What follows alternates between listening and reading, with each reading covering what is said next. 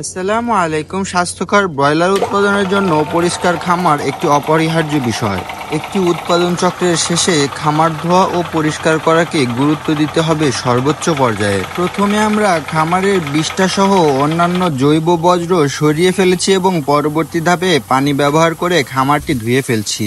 প্রথমে আমরা উপরের সিলিং বা ছাদের অংশ ধোয়া শুরু করি। এতে জমানো ধুলা ও ময়লা জাম জমে থাকা সবকিছু পরিষ্কার হয়ে যায়।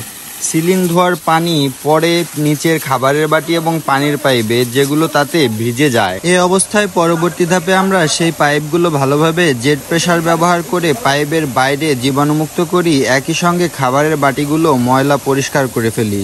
অবশেষে আমরা খামারের প্লাস্টিকের স্ল্যাব, যেগুলো সাধারণত মুরগির চলাফেরার মেঝের জন্য ব্যবহৃত হয়, সেগুলো সুন্দর করে ধুয়ে ফেলি এবং নিচে চলে যায়। আমাদের খামারটি যেহেতু 2 তলা, তাই উপরে ধোয়ার পরে নিচে যে বিষ্ঠা সহ ময়লা আবর্জনা পড়ে সেগুলো ভালো করে নিচ থেকে আমরা পরিষ্কার করে ফেলি।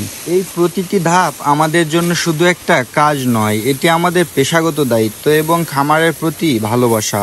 পরিচ্ছন্ন খামার মানেই স্বাস্থ্যবান মুরগি, কম রোগ এবং নিরাপদ খাদ্য উৎপাদন। এইভাবে আমরা প্রতিদিনের কঠোর পরিশ্রমের মধ্য দিয়ে নিশ্চিত করি একটি টেকসই ও সফল খামার ব্যবস্থাপনা। পরিচ্ছন্নতা শুরু হোক আমাদের হাত ধরে, সুস্থতা পৌঁছাক সবার ঘরে। ভেতরের পুরো পরিষ্কারের কাজ শেষ করার পর খামারের বাইরে চলে যায়। খামারের বাইরের অংশের পরিচ্ছন্নতা ঠিক ততটাই গুরুত্বপূর্ণ যতটা ভেতরে। তো আমরা বাইরের ত্রিপল সহ নিচে জমে থাকা ময়লাগুলো পরিষ্কার করি এবং এভাবেই আমাদের ধোয়ার কাজ শেষ হয়।